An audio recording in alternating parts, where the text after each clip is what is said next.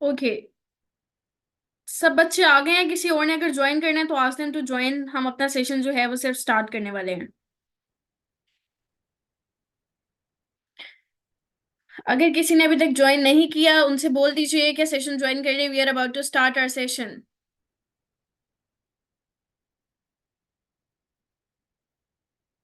Okay Zainab, बिल्कुल ऐसे ही ठीक है। एक सीक्वेंस से लेके चलेंगे ताकि हमारी एटलीस्ट एक डोमेन तो कवर हो जाए, right?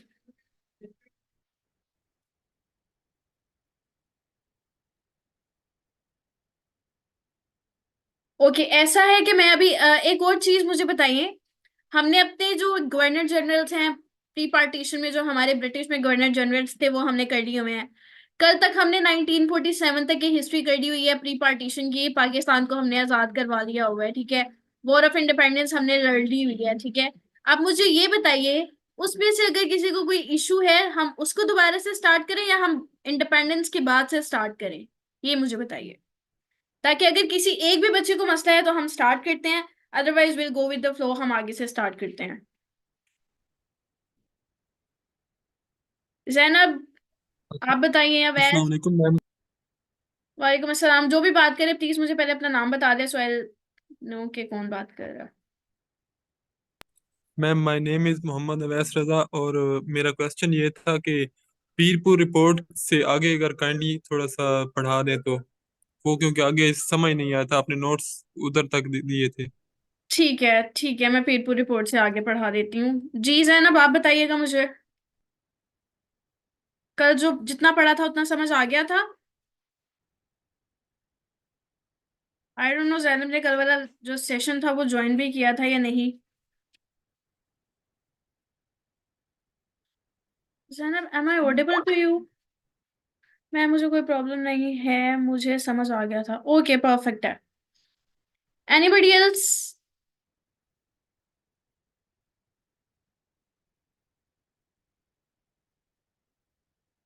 Sam, who is Sam? Can you please tell me your full name?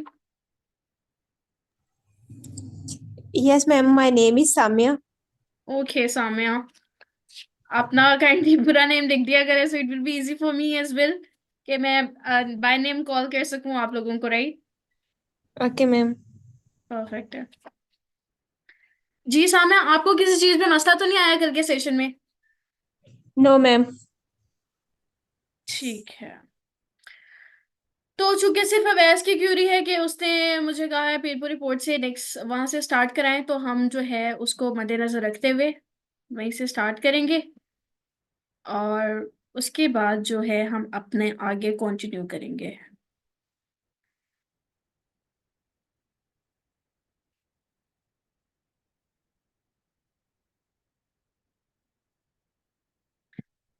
एक और चीज मैं आपको बताते चलो बच्चे, ये नोट्स तो मैं आपको दे रही हूँ बना के, लेकिन ये नोट्स सिर्फ पढ़ने से और अपने फोन में और अपने लैपटॉप्स में रखने से कुछ नहीं होगा। जो जो मैं चीजें आपको बता रही हूँ, आप जब तक अपने हाथों से साथ साथ लिखते नहीं जाएंगे, I can not ensure you your success, ठीक है। आपको ये काम तो जरूर करना होगा कि जो जो मैं बता रही हूँ, जो सिर्फ यहाँ पे लिखा होता है मैं वो नहीं बता रही होती, मैं साथ एडिशनल इन्फॉर्मेशन भी बता रही होती हूँ। तो आप एटलीस्ट ये कर लिया करें कि अपने पास एक नोट्स बनाते जाइए, हैंड नोट्स बनाते जाइए। मैंने आपसे नहीं कहा कि आप वर्ड नोट्स बनाते जाइए, हैंड नोट्स बनाएं। उसमें आप लोग एडिशनल इन्फॉर्मेशन में जो मैं साथ बता रही होती हूँ वो भी उतनी ही जरूरी होती है जितनी कि ये वाली इन्फॉर्मेशन जरूरी होती है। तो आप ऐसा करें, अपने पास जो है वो रजिस्टर एक रखें जिसमें सारी डोमेन वाइज आप लिखते जाएं, बताते जाएं कि क्या क्या एडिशनल इन्फॉर्मेशन, और ये वाली इन्फॉर्मेशन भी साथ साथ आप लिखते जाएं, ठीक है। इससे आपके हाथ से जब चीज गुजरेगी, और एक प्लस पॉइंट ये है कि आप अपने हाथ से लिख रहे होंगे। सेकंड प्लस पॉइंट ये कि एक ऑर्गेनाइज तरीके से लेके जाया जा रहा है आपको। रेंडमली डाटा उठा के आपको सिर्फ बताया नहीं जा रहा है यहाँ पे ये हो गया, ये वाली आजाद जो जंग है यहाँ लड़ी गई, ये वाली जंग जो है इसलिए लड़ी गई। आपको रेंडमली नहीं बताया जा रहा, आपको एक ऑर्गेनाइज तरीके से सब चीजों को डिफाइन किया जा रहा है, उनके रीजंस बताई जा रही हैं, उनके कॉजेस बताए जा रहे हैं। तो मेरा ख्याल है कि this is the best way one can teach, ठीक है।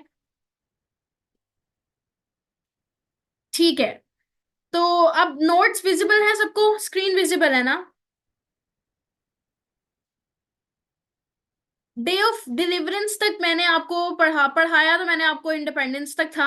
अब मैं जरा अवैस के रिक्वेस्ट पे दोबारा से आपको थोड़ा सा एक रिकैप दे देती हूँ जो हमने कल पढ़ा था और नेक्स्ट हम मूव करते हैं, राइट। डे ऑफ डिलीवरेंस जो था वो 22 दिसंबर 1939 को डे ऑफ डिलीवरेंस जो था वो सेलिब्रेट किया गया था, ठीक है। पीरपुर रिपोर्ट जो थी वो सैयद मोहम्मद मेहदी ने दी थी या लिखी थी। पीरपुर रिपोर्ट जो थी वो सैयद मोहम्मद मेहदी ने लिखी थी, ठीक है। उसके बाद शफी रिपोर्ट लिखी गई थी,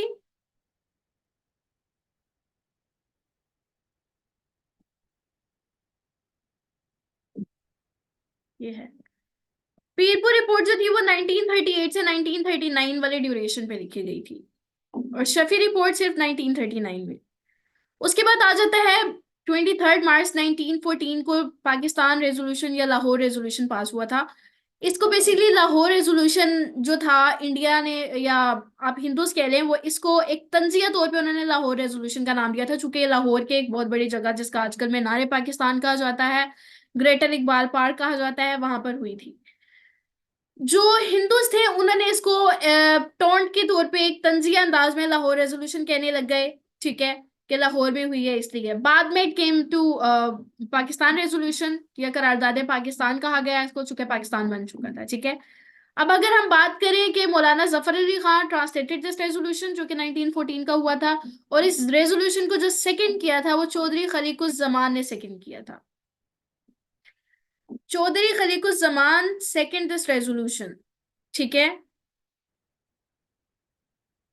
इसमें बेसिकली मेन पॉइंट्स जो थे लाहौर रेजोल्यूशन के वो ये थे कि एक इंडिपेंडेंट स्टेट हम बनाएंगे मुसलमान अपनी, जो कि मुस्लिम मेजोरिटी स्टेट होगी, मुस्लिम मेजोरिटी एरिया होगा और मुस्लिम मेजोरिटी स्टेट होगी। बेसिकली ये वो स्टेप था जहां से पाकिस्तान मूवमेंट का एक बहुत अच्छे से आगाज हुआ था, बिगनिंग ऑफ पाकिस्तान मूवमेंट थी, ठीक है। इसमें ये नहीं कहा था कि हमें माइनॉरिटी है हम चूंकि सब कॉन्टिनेंट में, तो हमें एक सेपरेट होमलैंड दो, बल्कि कहा था हमें बिल्कुल एक सेपरेट होमलैंड दो, हमारी हम एक बिल्कुल अलहदा नेशन है, ठीक है। जिस तरह से हिंदू सेपरेट है हम भी सेपरेट हैं, ठीक है।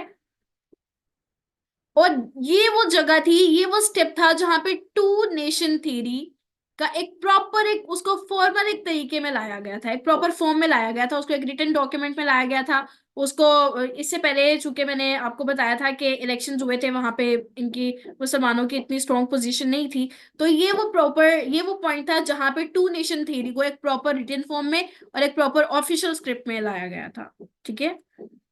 और ये यहाँ इसी पॉइंट पे कहा गया था कि हिंदूज और मुस्लिम का जो कॉन्फ्लिक्ट है उसको एक पीसफुल तरीके से सॉल्यूशन उसका हमें देखना है, उसको एक पीसफुल तरीके से सॉल्व करना है, ठीक है। उसके बाद हम बात करते हैं 23 मार्च 1942 की। तो 23 मार्च 1942 में क्रिप्स प्रपोजल होता है, ठीक है।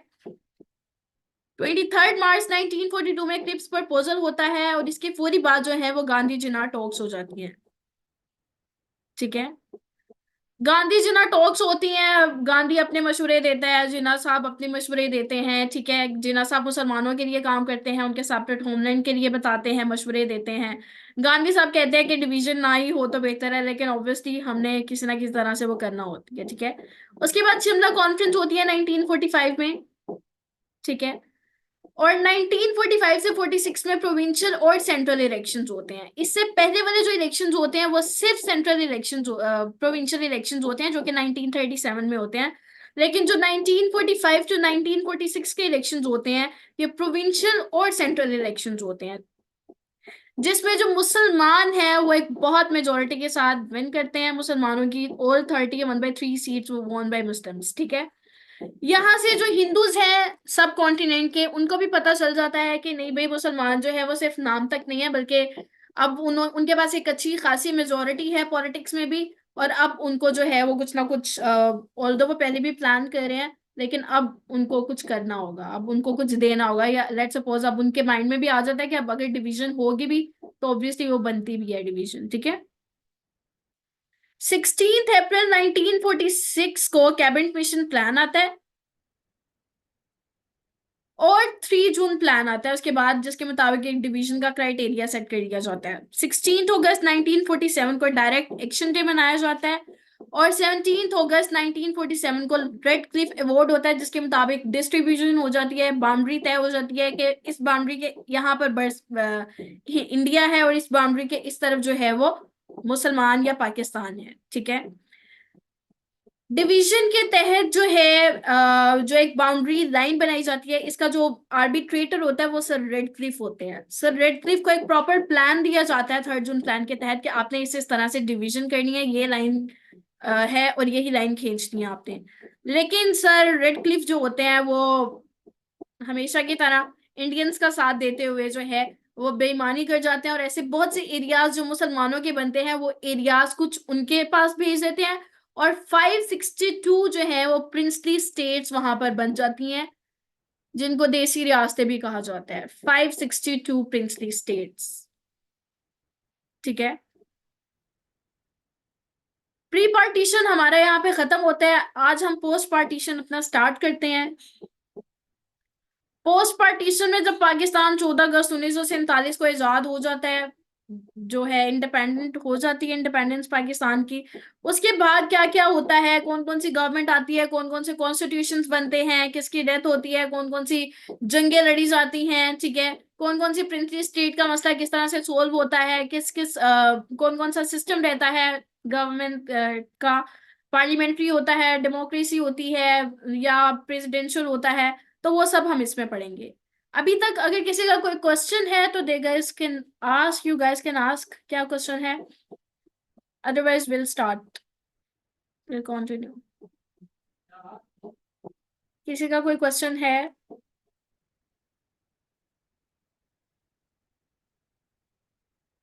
बच्चों ज्वाइन करके भूल गए हो?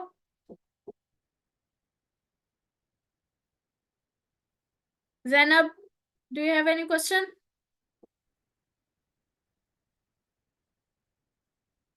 No ma'am, no ma'am. Where is Zainab? Zainab, why you are not responding? Join करके भूल गए हो? तो बच्चे रिस्पॉन्ड करो ना। मेरे माइक्स आप लोगों के आज अनम्यूट किए हुए हैं, you guys are allowed to speak even. Okay, post partition हम स्टार्ट करते हैं। पाकिस्तान जब आजाद हो जाता है, पाकिस्तान को बहुत से मसले मसाइल का सामना करना पड़ता है। ऑब्वियसली कोई भी रियासत या कोई भी स्टेट या कोई भी अगर एक अलहदा बनती है स्टेट, तो वो शुरू पे उसको मसले मसाइल का सामना करना पड़ता है। लेकिन पाकिस्तान वो कंट्री थी, वो मुल्क था जिसको आजाद होने के बाद कुछ एक्स्ट्रा ही मसले मसाइल का सामना करना पड़ा। ठीक है, वो मसले मसाइल किसी भी हवाले से हों, वो एडमिनिस्ट्रेटिव प्रॉब्लम्स हों, वो जो है सोशल प्रॉब्लम्स हों, वो जो है लीडरशिप के प्रॉब्लम्स हों, वो एजुकेशन के प्रॉब्लम्स हों, पॉलिटिकल प्रॉब्लम्स हों, सिक्योरिटी प्रॉब्लम्स हों, इकोनॉमिक प्रॉब्लम्स हो, मतलब पाकिस्तान जो है वो इंडिपेंडेंट होने के बाद चारों तरफ से मसले मसाइल में घिर जाता है। ठीक है, नंबर 1 पे तो सबसे पहले पाकिस्तान जो है आजाद होने के बाद स्टेट बैंक ऑफ पाकिस्तान का इफ्तिताह होता है। 1 जुलाई 1948 को स्टेट बैंक ऑफ पाकिस्तान बनता है। ठीक है, Quaide Azam was the first governor general of Pakistan. ठीक है, और कायदे आजम जो थे उनकी डेथ हो जाती है 11 सितंबर 1948 को। कायदे आजम की डेथ हो जाती है 11 सितंबर 1948 को, और 1948 ही में एक और मसला खड़ा हो जाता है। जब डिवीजन हो जाती है, डिवीजन के साथ साथ ऑब्वियसली हर चीज की डिवीजन हो जाती है। जितने आपके पास एसेट्स होते हैं, आपकी वाटर इश्यूज होते हैं, आपके सोशल इश्यूज होते हैं, आपकी मिलिट्री, ईच एंड एवरीथिंग उसकी डिस्ट्रीब्यूशन हो जाती है। उसी के साथ साथ पानी की भी डिस्ट्रीब्यूशन हुई होती है। लेकिन इंडिया जो है वो बदतमीजी करता है, जो कि हमेशा से करता आ रहा है और पता नहीं कब तक करता रहेगा। इंडिया जो है एक इश्यू करता है वहां पे Indus water treaty, water canal problem होता है रेज 1 अप्रैल 1948 को। ठीक है, 1 अप्रैल 1948 को पानी का मसला खड़ा होता है, और पानी का मसला खड़ा होने के बाद वो 1948 से जो मसला खड़ा हुआ होता है वो 1960 में जाके हल होता है। 1960 में जो है इंडस वाटर ट्रीटी होती है, जो कि कौन करवाता है? इंडस वाटर ट्रीटी कौन करवाता है, मुझे कौन बताएगा? वेरी बेसिक क्वेश्चन, मैसेज पे बताएं मुझे, इंडस वाटर ट्रीटी किसने कराई थी? कौन था मीडिएटर? वर्ल्ड बैंक ने। इंडस वाटर ट्रीटी किसने करवाई थी? वर्ल्ड बैंक ने। ठीक है जनाब, इंडस वाटर ट्रीटी जो है वो वर्ल्ड बैंक के थ्रू होती है। और world bank was the mediator. और इसके थ्रू जो 3 दरिया हैं, ब्यास, रावी और सतलुज, वो इंडिया को दे दिया जाता है। और चेनाब, जेहलम और इंडस जो होता है वो पाकिस्तान को दे दिया जाता है। ये आप लिख रहे हैं, यहाँ पे मेंशन नहीं है कहीं पे। ब्यास, रावी और सतलुज जो है वो इंडिया को दे दिया जाता है, और चनाब, जेहलम और इंडस जो है वो पाकिस्तान को दे दिया जाता है। डिस्ट्रीब्यूशन हो जाती है रिवर्स की। 3 दरिया जो है वो पाकिस्तान के पास, 3 दरिया जो है वो इंडिया के पास। अब मजीद कोई मसला नहीं होगा पानी के हवाले से, ठीक है। उसके बाद ये पानी का मसला हल अभी 1960 में जाके होता है। पानी का मसला भी चल रहा होता है, वो 562 प्रिंसली स्टेट्स वाला मसला फिर बीच में आ जाता है, ठीक है। ये वो रियासतें हैं, ये वो वाली स्टेट्स हैं जिनका मसला जो अनरिजॉल्व रह जाती हैं, जो ना कि अभी इंडिया के पास जाती हैं ना ही पाकिस्तान के पास जाती हैं, अनरिजॉल्व रह जाती है। और इनको ये अथॉरिटी दी जाती है कि आप अपने फ्यूचर का फैसला खुद करें। If you want to join Pakistan, you are allowed to join. If you wanted to join India, you are allowed to join, ठीक है। एक और इनको पॉइंट ये दिया जाता है कि आप अपनी पॉपुलेशन के मुताबिक चले जाएं। मेजोरिटी मुस्लिम पॉपुलेशन वाले पाकिस्तान के साथ ज्वाइन कर लें, मेजोरिटी हिंदू पॉपुलेशन वाले इंडिया के साथ ज्वाइन कर लें। बहुत सी कंट्रीज जो, बहुत सी स्टेट्स जो है वो ज्वाइन भी कर लेती है, लेकिन स्टिल कुछ स्टेट्स जो होती हैं वो अनरिजॉल्व रह जाती हैं। उनमें कश्मीर है, हैदराबाद है, जूनागढ़ है। हम बात करते हैं कश्मीर की। कश्मीर में जब 1941 का कंसेंसस होता है, वहां पे 77% पॉपुलेशन जो होती है वो मुस्लिम होती है। 77% मुस्लिम पॉपुलेशन होती है। और चूंकि मैंने आपको बताया कि they were allowed to join any country according to their population, majority population, तो ये पॉपुलेशन के मुताबिक तो उनको पाकिस्तान के साथ ज्वाइन करना चाहिए था।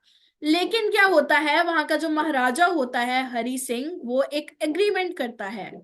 अग्रीमेंट करता है स्टेट स्टैंड स्टिल एग्रीमेंट, ठीक है।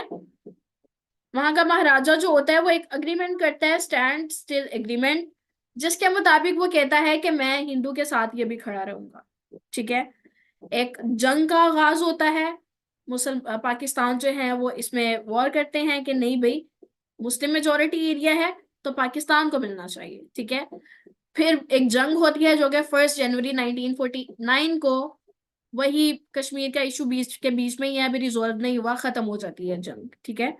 ये कश्मीर वाला टॉपिक बहुत बड़ा टॉपिक है। हम इसका डे 1 हिस्ट्री से करंट डे तक हिस्ट्री, सेपरेट कश्मीर टॉपिक हम एक अलहदा पढ़ेंगे, जिसमें आपको सब डिटेल्स बताऊंगी। कश्मीर का इशू शुरू कहाँ से हुआ, कहाँ से चलता आ रहा है, और अभी इसकी करंट सिचुएशन क्या है। यहाँ पे तो बहुत प्रिसाइज नोट नोट दिया हुआ है, ठीक है। उसके बाद मूव करते हैं हम जूनागढ़ पे। जूनागढ़ कराची से 480 किलोमीटर दूर है, ठीक है, ज्यादा कोई डिस्टेंस नहीं है इतना।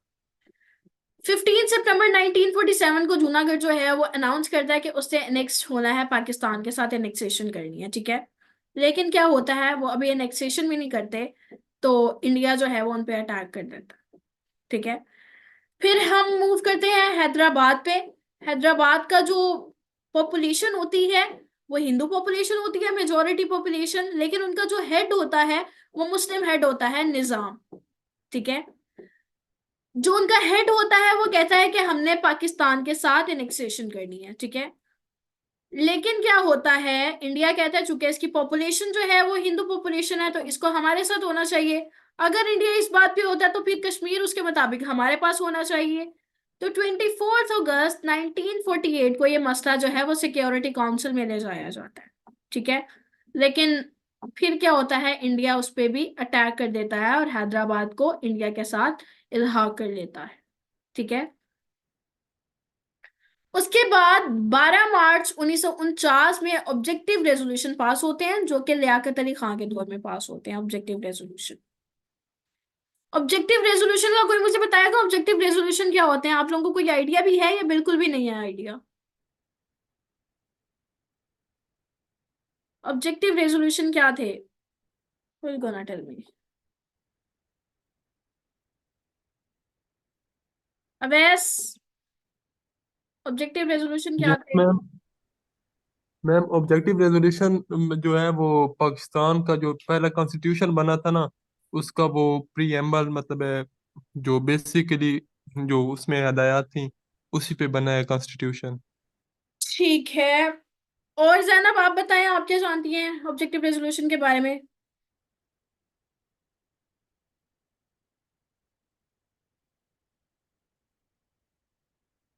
जैनब।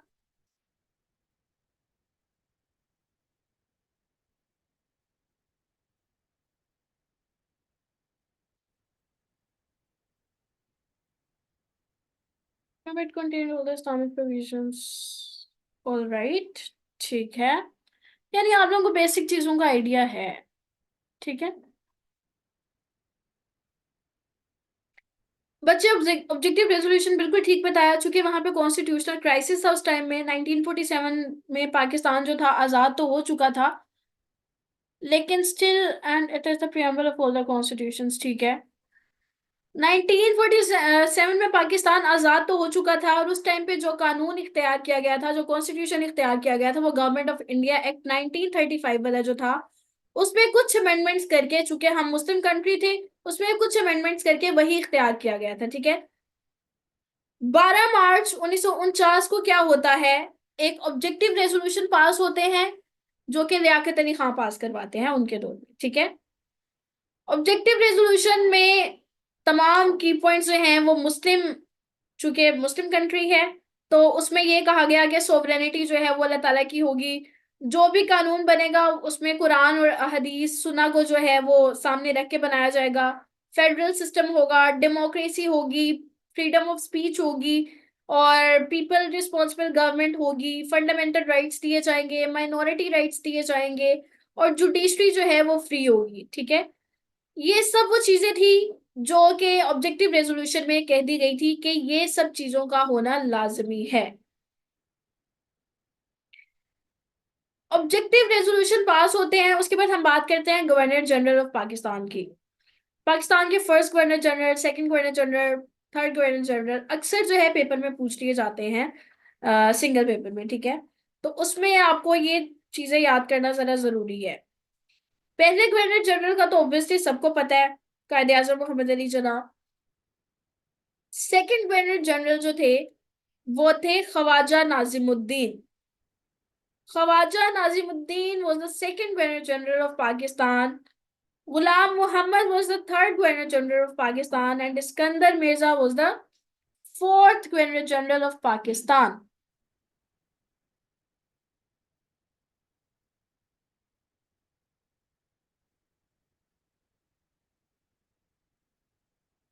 उसके बाद हम बात करते हैं प्राइम मिनिस्टर्स ऑफ पाकिस्तान की। पहले 3-4 प्राइम मिनिस्टर्स हम बात कर लेते हैं, कौन कौन से थे। Liaquat Ali Khan was the first prime minister of Pakistan. Sir Khwaja Nazimuddin was the second prime minister of Pakistan. Mohammad Ali Bogra, जो कि मोहम्मद अली बोगरा ने एक फॉर्मूला भी दिया था, he was the third prime minister of Pakistan. Chaudhary Mohammad Ali was the fourth prime minister of Pakistan. And Hussain Shahid Serwardi was the fifth prime minister of Pakistan. समझ आ रही है सबको? किसी का कोई सवाल है तो पूछ लीजिए बच्चे।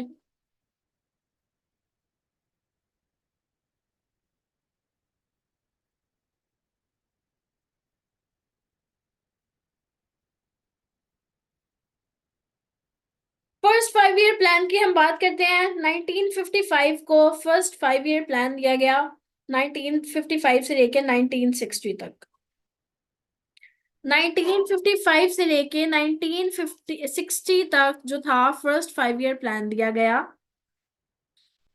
कि 5 साल में आगे क्या क्या काम करना है, किस किस तरह से डेवलपमेंट्स होंगी। एक प्रॉपर प्लान दिया गया कि आगे पूरे 5 साल किस तरह से गवर्नमेंट चलेगी। ठीक है, पूरा सिस्टम दिया गया।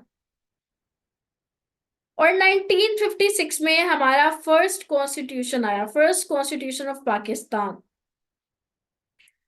1956 में फर्स्ट कॉन्स्टिट्यूशन ऑफ पाकिस्तान आया। 1956 में फर्स्ट कॉन्स्टिट्यूशन ऑफ पाकिस्तान आता है, जो कि 1957 में जो है फेल हो जाता है। एक ही साल बाद जो पहला पाकिस्तान का कॉन्स्टिट्यूशन है वो फेल हो जाता है। अयूब खान इरा की बात करते हैं। 1958 से लेके 1969 तक इसका इरा रहा। और Sikandar Mirza was the first president of Pakistan.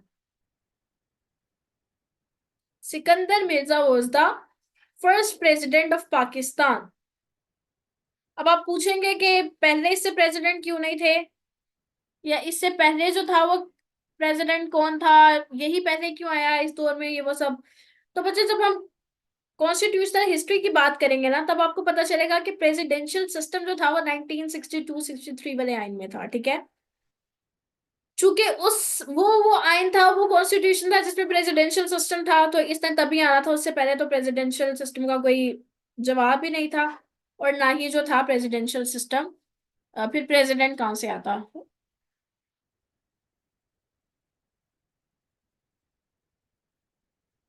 उसके बाद हम बात करते हैं 1963 में सेकंड कॉन्स्टिट्यूशन ऑफ पाकिस्तान आता है।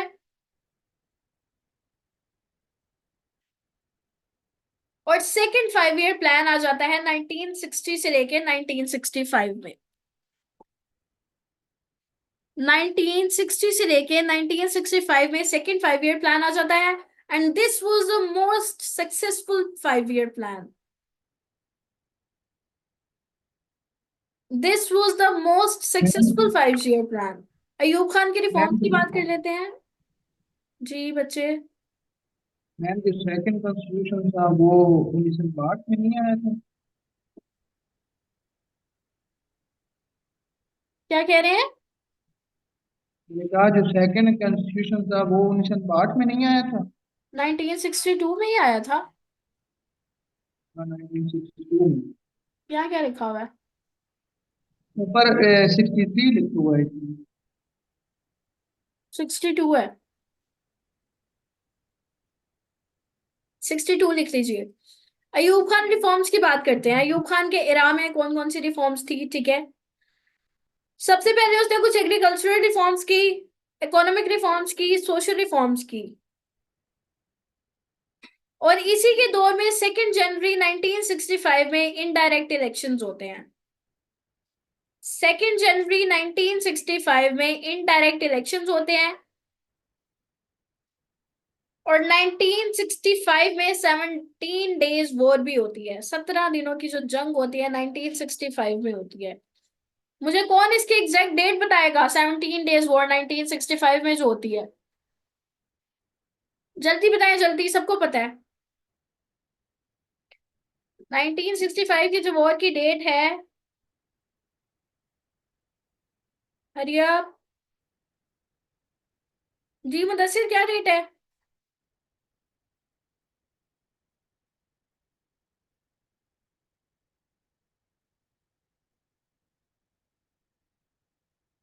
सितंबर डेट बताए ना, मंथ नहीं पूछा, एग्जैक्ट डेट पूछी है। 6 सितंबर किस लिए मनाते हैं आप हर साल, डिफेंड डे?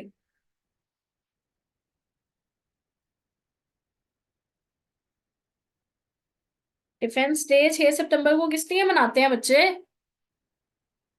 नहीं याद किसी को भी? इसी के लिए तो मनाते हैं।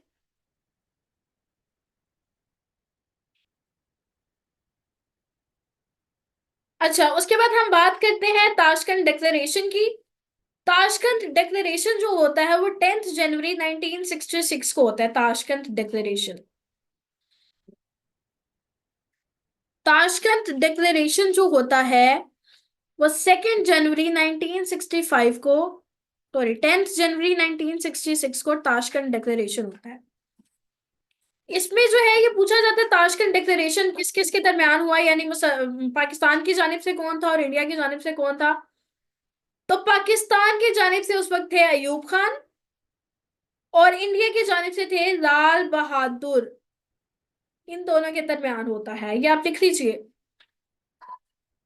ताशकंद डिक्लेरेशन जो होता है, एग्रीमेंट एक होता है जो कि लाल बहादुर और अयूब खान के दरमियान होता है।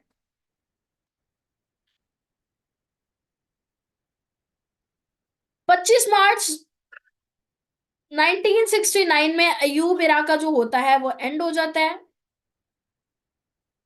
25 मार्च 1969 में एंड ऑफ अयूब इरा। वो इरा एंड क्यों होता है? चूंकि जनरल याहिया खान जो है वो मार्शल लॉ लगा देते हैं, और उनका मार्शल लॉ जो होता है वो 1969 से लेके 1971 तक चलता है। याहिया खान का जो मार्शल लॉ होता है वो 1969 से लेके 1971 तक चलता है। 25 मार्च को अयूब खान की हुकूमत एंड होती है और 26 मार्च को मार्शल लॉ लग जाता है। याहिया खान जो है वो लीगल एलएफओ जो है लीगल फ्रेमवर्क ऑर्डिनेंस है। एलएफओ इज लीगल फ्रेमवर्क ऑर्डिनेंस जो कि याहिया खान देते हैं। और 1970 को जो है वो इलेक्शंस होते हैं। इलेक्शन जो होते हैं पीपीपी यानी पाकिस्तान पीपल्स पार्टी और अवामी लीग के दरमियान होते हैं। अवामी लीग उस टाइम पे शेख मुजीबुर रहमान की होती है, जो कि ईस्ट की आजादी के लिए ज्यादा काम कर रहे होते हैं। अवामी लीग और पाकिस्तान पीपल्स पार्टी के दरमियान 1970 के इलेक्शंस होते हैं। 1971 में वॉर होती है और फॉल ऑफ ढाका हो जाता है। अभी कल परसों कुछ दिन पहले 16 दिसंबर गुजरा। 16 दिसंबर में, ये तो बड़ा सबको याद है, एपीएस एपीएस एपीएस भी ऑब्वियसली हुआ।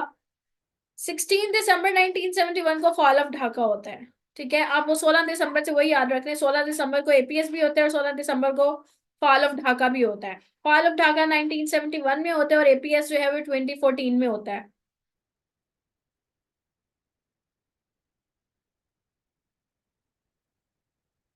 उसके बाद हम बात करते हैं जुल्फिकार अली भुट्टो इरा की। जुल्फिकार अली भुट्टो का इरा आ जाता है 20 दिसंबर 1971 से लेके 1977 तक। 20 दिसंबर 1971 से लेके 1977 तक जुल्फिकार अली भुट्टो का इरा आ जाता है। और भुट्टो जो है ये first chief martial law administrator हैं। इससे पहले जिन्होंने मार्शल लॉ लगाया वो कौन थे दोनों?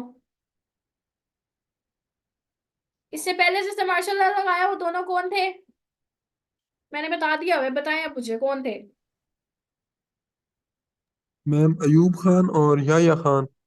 और वो दोनों कौन थे? मिलिट्री मैम मिलिट्री ऑफिसर और मैं फील्ड मार्शल मेरे ख्याल में थे। मिलिट्री ऑफिसर्स थे।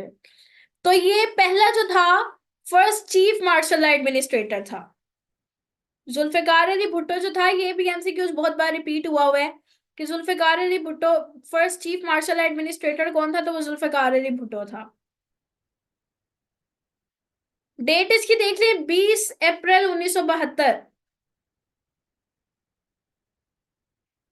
इसने भी अब कुछ रिफॉर्म्स की, इकोनॉमिक रिफॉर्म्स की, एग्रीकल्चर रिफॉर्म्स की, लेबर्स के लिए रिफॉर्म्स की, इंडस्ट्री ऑर्डिनेंस लेकर आया 1972 में, कुछ एजुकेशनल रिफॉर्म्स की, और फिर शिमला एग्रीमेंट किया 2 जुलाई 1972 को।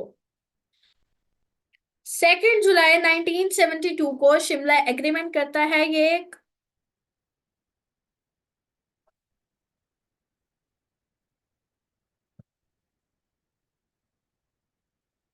सेकेंड जुलाई 1972 को शिमला एग्रीमेंट करता है।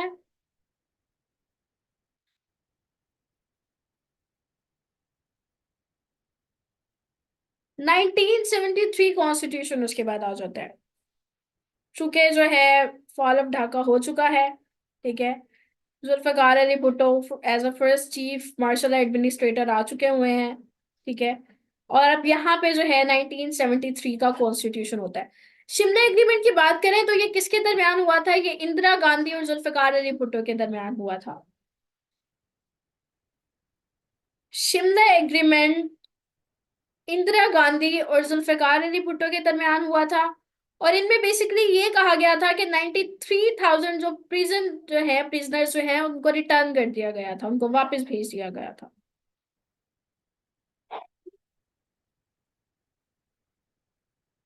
पाकिस्तान और इंडिया के दरमियान हुआ था।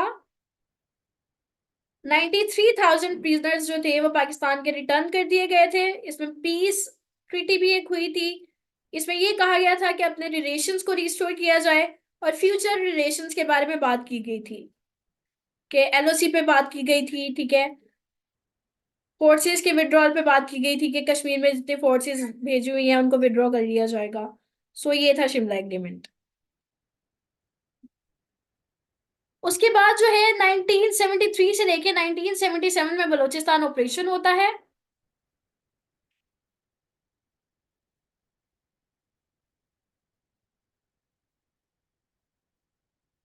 ओआईसी कॉन्फ्रेंस की बात करें तो लाहौर में ओआईसी कॉन्फ्रेंस होती है 22 फरवरी से लेके 24 फरवरी तक।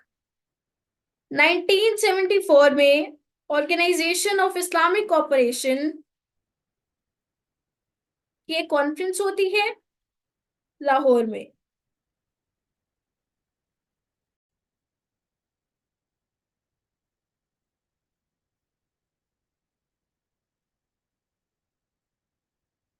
ओआईसी की कॉन्फ्रेंस जो है वो लाहौर में 1974 में 22 से लेके 24 फरवरी को होती है। और ये वो कॉन्फ्रेंस होती है जिसमें ईरान और सऊदीया जो होता है वो एक प्लेटफॉर्म पे होते हैं, ठीक है। ये वो कॉन्फ्रेंस होती है जिसमें ईरान और सऊदीया जो होता है वो एक प्लेटफॉर्म पे होते हैं। उसके बाद 7 मार्च 1977 को इलेक्शंस होते हैं। 7 मार्च 1977 को इलेक्शंस होते हैं।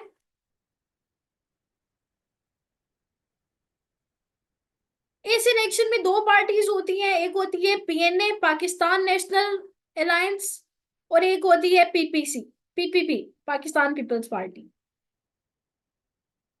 1977 के इलेक्शन में दो पार्टीज होती हैं, पीएनए और पीपीपी।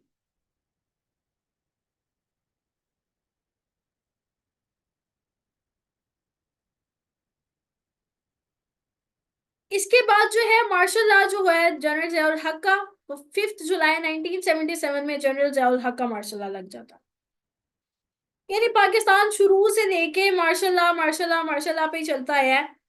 अब कहीं जाके डेमोक्रेसी आई है, और वो डेमोक्रेसी कैसी है, किस तरह की है, उसमें भी ऑब्वियसली हम बात करेंगे, लेकिन अभी नहीं।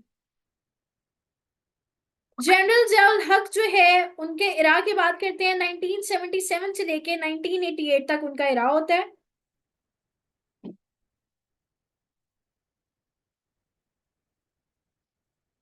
जनरल जियाउल हक का इरा जो होता है 1977 से लेके 1988 तक का होता है।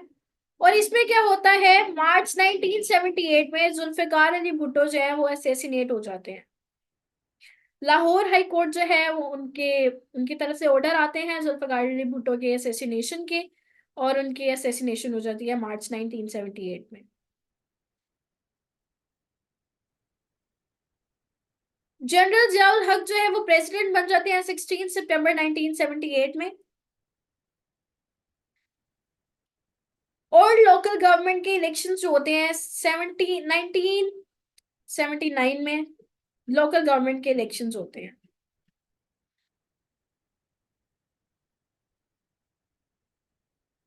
उसके बाद अगर हम बात करें PCO replaced with 1973 constitution, PCO क्या होता है, तो पीसीओ बचे प्रोविंशियल कॉन्स्टिट्यूशनल ऑर्डिनेंस है। PCO is provincial constitution ordinance, जो कि रिप्लेस हो जाता है 1973 के कॉन्स्टिट्यूशन से। 19 दिसंबर 1984 को प्रेसिडेंट रेफरेंडम होता है।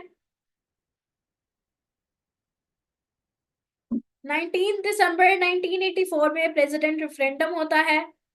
और 30 दिसंबर 1985 में मार्शल लॉ एंड हो जाता है।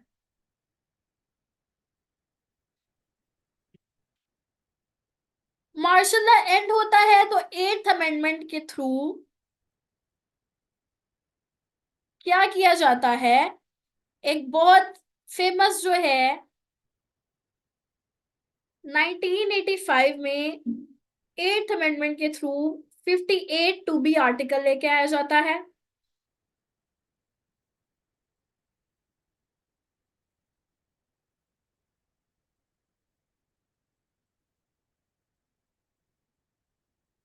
PCO is provincial constitution ordinance. Salman, PCO जो है प्रोविंशियल कॉन्स्टिट्यूशन ऑर्डिनेंस है।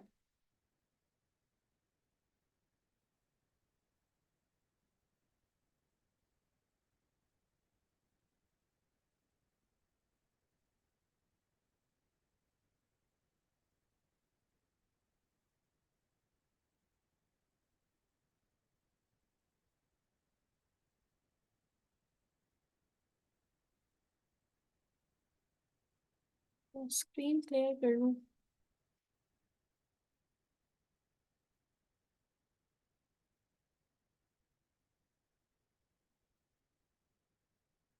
Just give me a minute.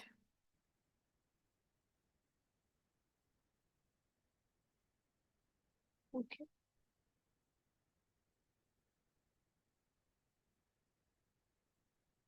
समझ आ गई पीसीओ की? ओके। एट्थ अमेंडमेंट के थ्रू 1985 में जो है 58 टू बी आर्टिकल जो है वो वापस लाया जाता है, और जनरल जियाउल हक जो है वो प्लेन क्रैश में 17 अगस्त 1986 में अपनी जान जो है वो खो देते हैं। General Ziaul Haq died in a plane crash 17 अगस्त 1986 में।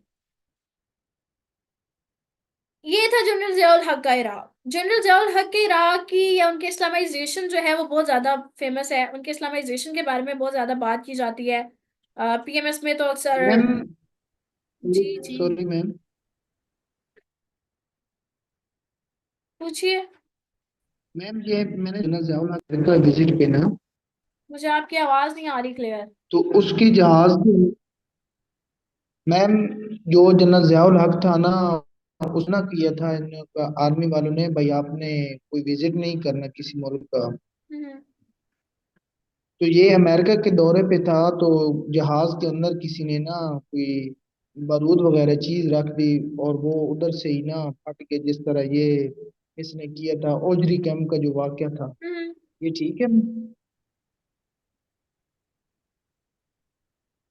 लेकिन हमारे यहाँ कहते हैं भाई बेनजीर भुट्टो ने इसे मरवाया था।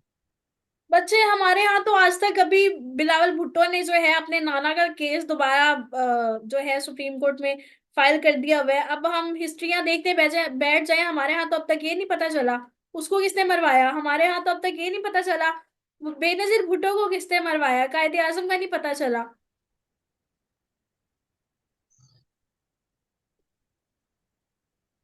ठीक है। जी ठीक है मैम।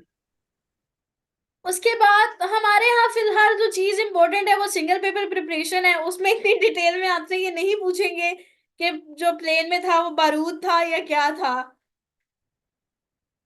कर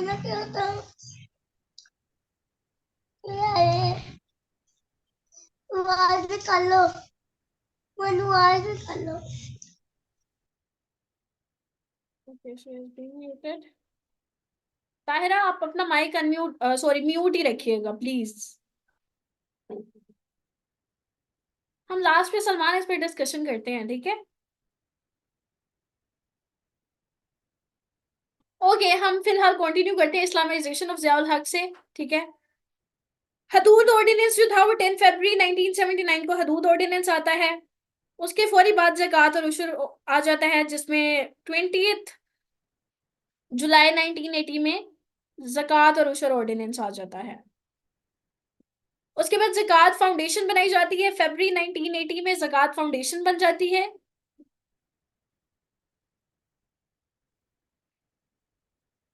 ज़कात फाउंडेशन फरवरी 1980 में बनती है और फेडरल शरिया कोड बन जाता है। ये इस्लामाइजेशन ऑफ ज़ियाउल हक है जो कि बहुत ज़्यादा फेमस है हिस्ट्री के हवाले से। इसके बारे में वन पेपर में अक्सर पूछ लिया जाता है, वन पेपर से ज़्यादा इसे पीएमएस के पाकिस्तान अफेयर्स में पूछ लिया जाता है किसी ना किसी चीज़ के साथ रिलेट करके। तो मैं हल्का सा टच सिर्फ आपको देना चाह रही थी इस्लामाइजेशन ऑफ ज़ियाउल हक का। Soviet union war, Soviet Afghan war की हम बात करें 1979 में सोवियत अफगान जो है वॉर स्टार्ट हो जाती है। जो आज रशिया है वो पहले सोवियत यूनियन कहलाता है, ठीक है? और उसके बाद जब इनको यहाँ से डिफीट होती है तो वो 15 हिस्सों में डिवाइड हो जाता है। ये सोवियत अफगान वॉर की बात करते हैं। सोवियत अफगान वॉर जो होती है दिसंबर 1979 में स्टार्ट होती है। जेनेवा एकॉर्ड होते हैं 14 मई 1988 में। 14 मई 1988 में जेनेवा एकॉर्ड होते हैं।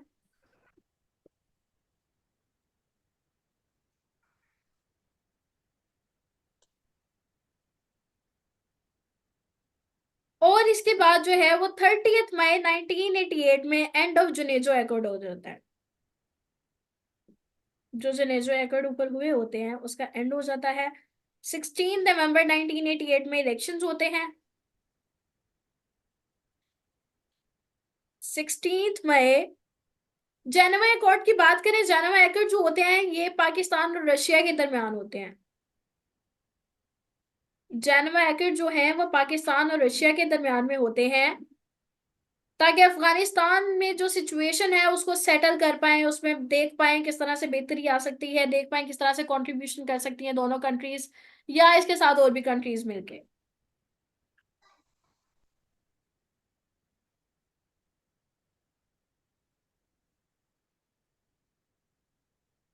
इस जेनेवा एकॉर्ड के नतीजे में क्या होता है, 15 मई 1988 में अफगानिस्तान से विड्रॉल ऑफ ट्रूप्स हो जाते हैं।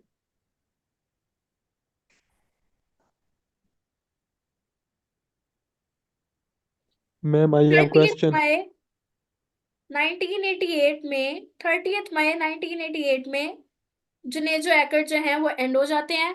इलेक्शंस का मैंने आपको बता दिया, 16 नवंबर 1988 में इलेक्शंस होते हैं।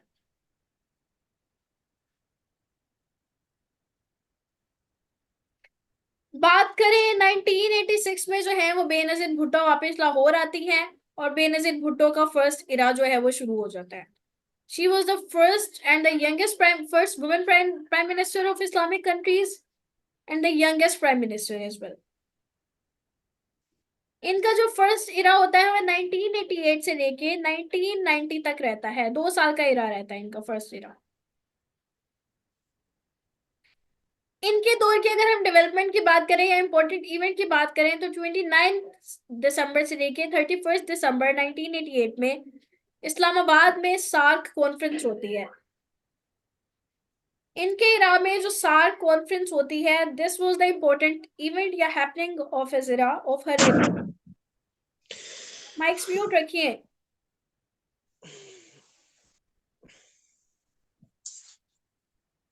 जैन अपना माइक म्यूट कर दीजिए।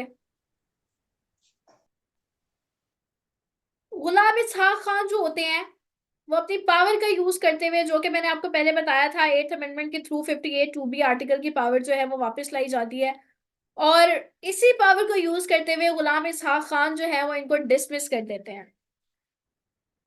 इन पे कुछ करप्शन के चार्जेस लगाकर, ठीक है, बेनजीर भुट्टो की जो गवर्नमेंट होती है उसको डिसमिस कर देते हैं, मिस यूज ऑफ पावर करते हैं, डेमोक्रेटिक जो नॉर्म्स हैं उसको ब्रेक करते हैं, और इनको जो है वो डिसमिस कर दिया जाता है बेनजीर भुट्टो को।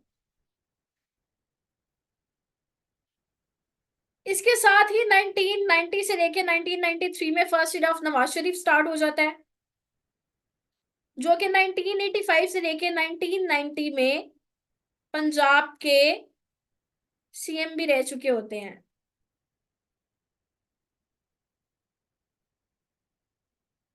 Second era of Benazir Bhutto की बात करें, बेनजीर को दोबारा मौका मिलता है, दोबारा गवर्नमेंट में आए और उनका सेकेंड इरा स्टार्ट हो जाता है, जो कि 1993 से लेके 1996 तक रहता है।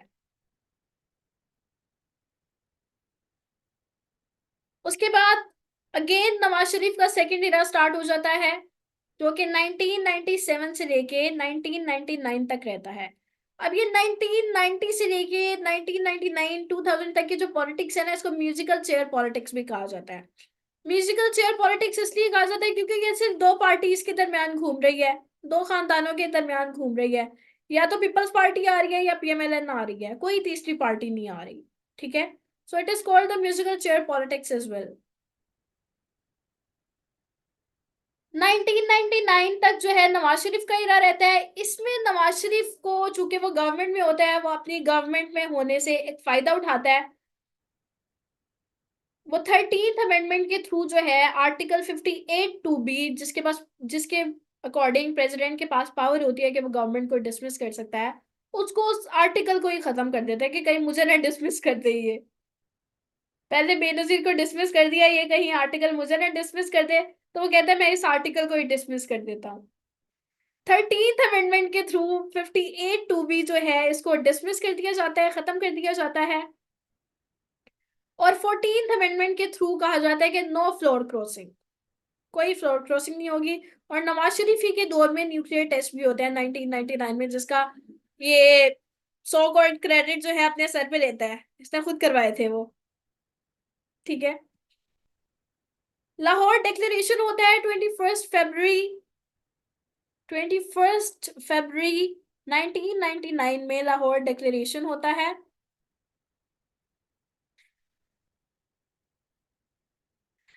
Salman, I am telling you कि हम लास्ट पे डिस्कशन जरूर करते हैं, हम टाइम जरूर बचाएंगे, so will discuss these things over there, ठीक है।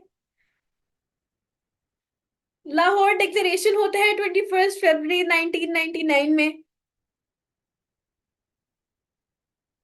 और 3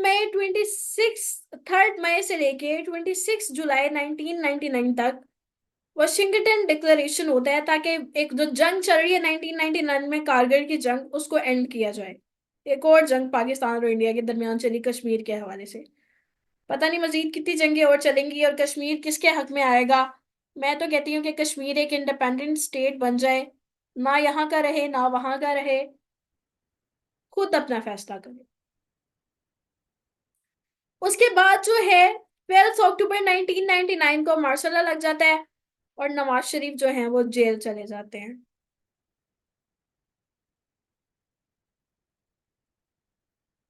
12 अक्टूबर 1999 को मार्शल लॉ लग जाता है, Nawaz Sharif Saint to the jail. उसके बाद मुशर्रफ इरा स्टार्ट हो जाता है। मुशर्रफ इरा जो है 1999 से लेके 2007 तक मुशर्रफ इरा चलता है। 9/11 का अटैक हो चुका होता है, उसकी वजह से इसको पॉलिसी, फॉरेन पॉलिसी थोड़ी चेंज करना पड़ती है, क्योंकि पाकिस्तान के ऊपर, तालिबान के ऊपर एक बहुत बड़ा जो है वो प्रेशर आया होता है। तो इनको, इसको जो फॉरेन पॉलिसी है अपनी, वो चेंज करना पड़ती है 9/11 के बाद। 16 नवंबर 1999 में नैब इस्टेब्लिश होती है। नैब इज नेशनल अकाउंटेबिलिटी ब्यूरो, जिसके तहत कभी नवाज शरीफ को पकड़ लिया जाता है, जिसकी हुकूमत होती है वो अपने ऑल्टरनेट ऑपोजिशन को पकड़ा देता है। कभी जो है इमरान खान को तलब कर रहे होते हैं, कभी हमजा शहबाज को जो है वो तलब कर रहे होते हैं। तो दिस इज द सीन। उसके बाद आगरा कॉन्फ्रेंस होती है 14 से लेकर 16 जुलाई 2001 में। आगरा कॉन्फ्रेंस होती है, आगरा में ही होती है। और 11 सितंबर 2002 में हायर एजुकेशन कमीशन जो है वो बनाया जाता है अंडर मुशर्रफ इरा। 11 सितंबर 2002 में हायर एजुकेशन कमीशन जो है वो बनाया जाता है। उसके बाद नादरा, जिसमें आपके आपके हमारे जो है आईडी कार्ड्स वगैरह बनाए जाते हैं, हमारा एक आइडेंटिटी कार्ड कि हम पाकिस्तानी हैं, पाकिस्तान के शहरी हैं। ठीक है। वो कब बनता है? वो 10 मार्च 2000 में नादरा जो है वो इस्टेब्लिश होता है। 10 मार्च 2000 में नादरा जो है वो इस्टेब्लिश होता है। और 17th अमेंडमेंट के थ्रू अब एक और चीज दोबारा वही 58(2)B जो आर्टिकल है उसको वापस लेके आया जाता है। ठीक है। पहले वो एंड कर देता है यहाँ पे, उसको दोबारा पता नहीं मजीद कितनी बार ये आर्टिकल जो है वो होगा। 58(2)B आर्टिकल जो है वो 17th अमेंडमेंट के थ्रू वापस लाया जाता है, कि इतनी पावर जो है वो दे वाकई देनी चाहिए प्रेसिडेंट को। ये मैं नहीं कह रही, ये आपका आर्टिकल अमेंडमेंट कह रहा है। 17th अमेंडमेंट के थ्रू 58(2)B आर्टिकल जो है वो वापस लाया जाता है। और यहाँ पे जो मुशर्रफ का इरा है वो एंड होता है।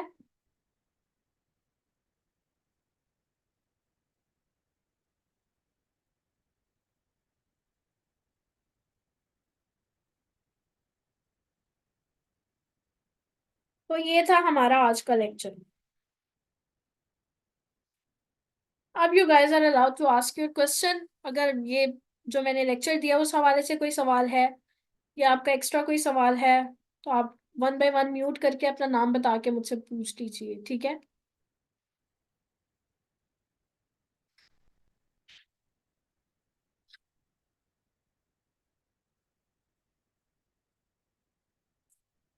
हम कश्मीर का टॉपिक जो है वो बिल्कुल अलहदा पढ़ेंगे। मैंने जिस तरह आपको बताया, हम डोमेस्टिक इश्यूज जो है वो बिल्कुल सेपरेट और डिटेल से पढ़ेंगे कि क्या क्या डोमेस्टिक इश्यूज हैं और कहाँ से उनकी हिस्ट्री स्टार्ट होती है, किस किस प्रोसेस से, प्रोसीजर से वो गुजरे हैं और करंट उनके सिचुएशन क्या है। उसके बाद अगर हम कॉन्स्टिट्यूशन, आप सोच रहे होंगे मैम ने कॉन्स्टिट्यूशन तो गुजार दिए, कॉन्स्टिट्यूशन कॉन्स्टिट्यूशनल हिस्ट्री जो है वो हम आपकी डिटेल से पढ़ेंगे। हर कॉन्स्टिट्यूशन को, उनमें 1956 का हो, 62 का हो, 73 का हो, उनमें हम देखेंगे कि तीनों में क्या क्या चीजें कॉमन हैं, किस किस तरह से डिफ्रेंशिएट करते हैं। 1973 का कॉन्स्टिट्यूशन डिटेल से पढ़ेंगे, उसमें जितनी अमेंडमेंट्स हैं वो सब पढ़ेंगे, कौन कौन सी अमेंडमेंट हुई, किस किस हवाले से हुई। 18th अमेंडमेंट जो है वो बहुत ज्यादा जरूरी है, 18th अमेंडमेंट को हम डिटेल से पढ़ेंगे। तो ये सब चीजें जो मेन मेन और इम्पोर्टेंट चीजें हैं उनको हम बच्चे बिल्कुल सेपरेट टाइम, अलग टाइम देंगे। ये तो सिंपल आपको एक हिस्ट्री चलाती आ रही है ना, प्री एंड पोस्ट पार्टीशन की, जिसमें आपको मेन मेन इवेंट्स बताती आ रही हूँ। तो ये सिर्फ वो है, बाकी कॉन्स्टिट्यूशनल हिस्ट्री आपकी बिल्कुल सेपरेट होगी। जो इश्यूज मेन डोमेस्टिक और इंटरनेशनल इश्यूज चल रहे हैं वो आपके सेपरेट से बिल्कुल अलग से आपको पढ़ाए जाएंगे। तो ऐसा नहीं है कि इसी में ही सब कवर कर दिया जाए।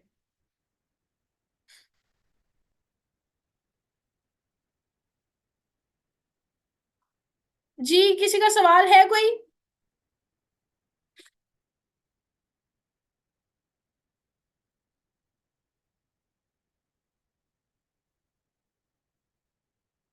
जैनब,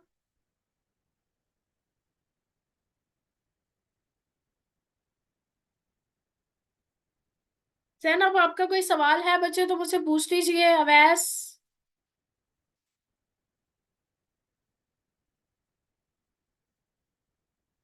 ओके जी, सलमान आप बताइए आपके क्या सवालात थे। Unmute your mic and ask. Hello ma'am, अस्सलाम वालेकुम। वालेकुम अस्सलाम। Am I audible? जी, या यू आर तो, Audible.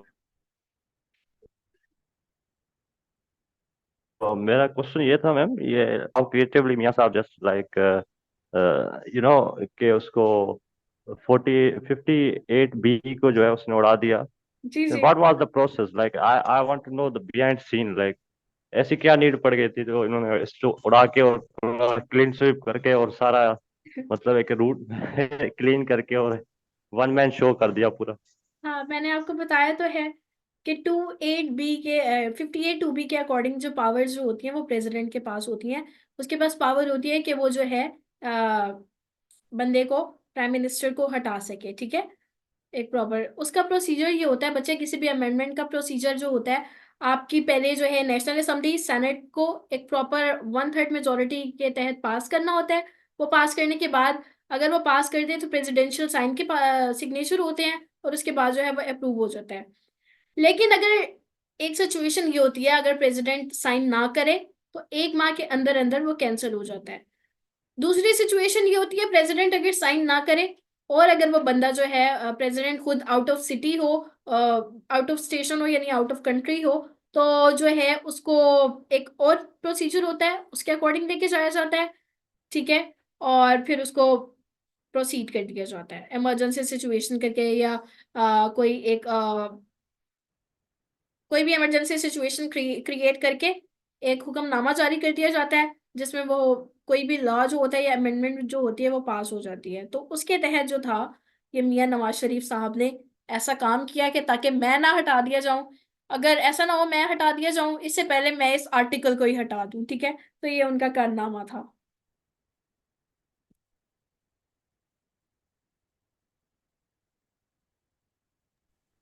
Alright, thank you ma'am. Thank you for detailed explanation. And secondly, मैं सिर्फ ये जानना चाहता हूँ इसमें लास्ट क्वेश्चन कि why do our political system most probably like they prefer musical chair system hmm over the the actual democracy जो है, हम्म जो होनी चाहिए। लाइक हर पार्टी को जो है राइट है और उनको राइट टू वोट तो देनी चाहिए ना, ऑप्शन जो है एग्जैक्टली जो डेमोक्रेसी में होती है। बट हमारे यहाँ जो है कॉन्स्टिट्यूशनली, इफ जो एग्जैक्टली जो कॉन्स्टिट्यूशन के हिसाब से जो हम पढ़ते हैं एकेडमिकली, हम्म। वो तो यहाँ पे जो हम अवधि ग्राउंड देखते हैं तो वो टोटली अपोजिट है। लाइक कैसे एक बच्चा रिलाई कर सकता है इस चीज पे? Like I want to know just your opinion. आपका क्वेश्चन जो है आपने उसमें मुख्तलिफ चीजें बयान कर दी हैं, सवाल नहीं पूछा आपने।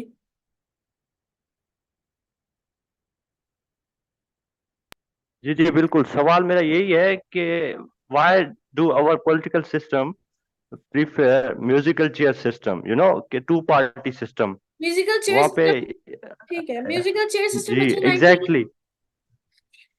1990 से लेके 2000 तक का इरा जो था, या 1999 तक का आप कह लें, वो इरा जो था म्यूजिकल चेयर पॉलिटिक्स का इरा था, जिसको कहा जाता है, स्पेसिफाई कर दिया गया था उस इरा को, ये कि म्यूजिकल चेयर पॉलिटिक्स का इरा है।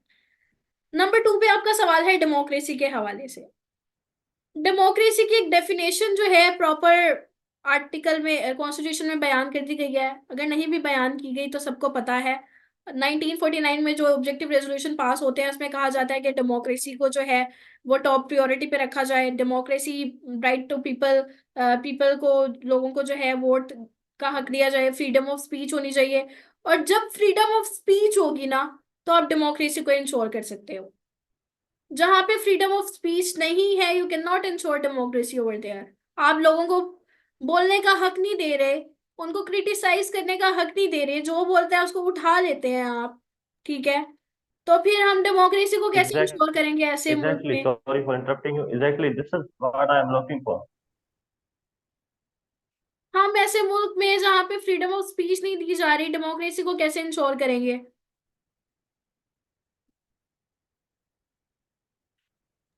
बिल्कुल मैम, यही तो प्रॉब्लम है, दिस इज मतलब क्वेश्चन, यही तो क्वेश्चन है एक्चुअली। फिर हमारे केयर टेकर प्राइम मिनिस्टर अभी जो हमारे हैं, अनवारुल हक काकड़, मुख्तलिफ यूनिवर्सिटीज का दौरा जी करते हैं, बिल्कुल सर, अनवर। वहां पे क्वेश्चनिंग वगैरह जो है वो अलाउ करते हैं, और उनसे जब सवाल पूछा जाता है कि फ्रीडम ऑफ स्पीच जो है वो आप नहीं अलाउ करते, तो वो कहता है कि ये फ्रीडम ऑफ स्पीच ही तो है, और क्या है।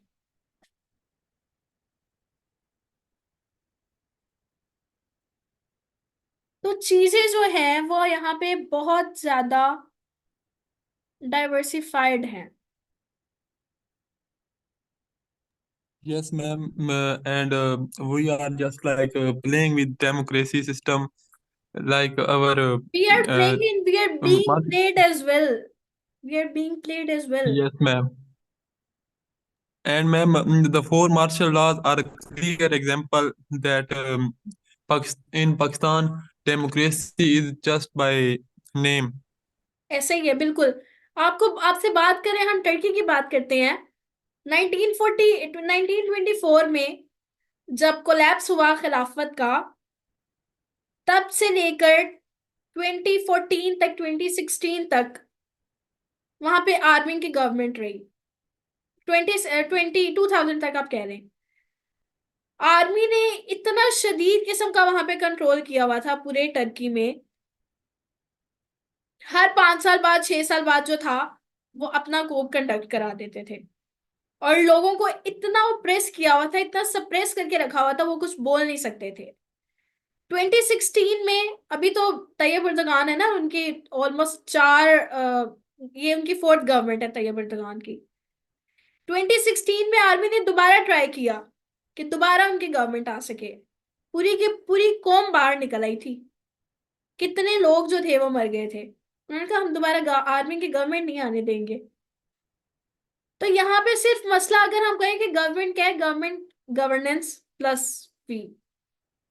यहाँ पे लोगों को आप जितना मर्जी, एक तो नंबर 1 पे तो इलिटरेसी रेट बहुत ज्यादा है, ठीक है, जहालत पाकिस्तान में बहुत ज्यादा है। नंबर 2 पे लोग खुद भी अपने हक के लिए बोलना नहीं पसंद करते। मैं अपने हक के लिए बोलूंगी, क्या पता मुझे हक मिल जाए, बोलूंगी तो मिलेगा ना। अब बैकग्राउंड एरियाज में, जो रिमोट एरियाज में लोग बैठे हुए हैं, उनको पता ही नहीं है उनके हकूक क्या हैं, तो वो कैसे बोलेंगे? और जब कोई आके उनको बता रहा होता है, या उनको पता चलता है कहीं से हमारा राइट है, ये हमारे राइट्स हैं, फलां हमारे राइट्स हैं, वो खुद भी नहीं बोलते कि इस डर से कहीं उनको जो है वो इज्जत के नाम पे, गैरत के नाम पे कत्ल ना कर दिया जाए। तो पाकिस्तान में जो चीजें हैं वो बिल्कुल एक डिफरेंट तरह से देखी जाती हैं, ली जाती हैं। एक डिफरेंट पर्सपेक्टिव है पाकिस्तान में इन चीजों का।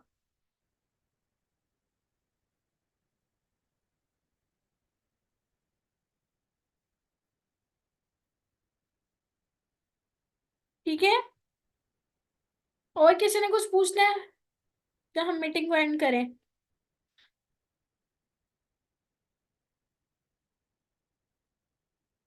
सामने आपका कोई सवाल है? No, ma'am. Okay. Salman, any more question from your side?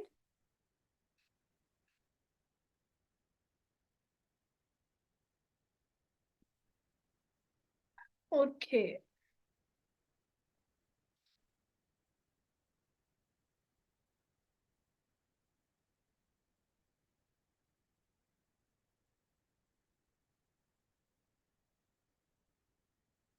Okay, बच्चे, I am ending the meeting. सवाल जो है वो सबके हो गए हैं, so thank you, Allah Hafiz, leave the meeting.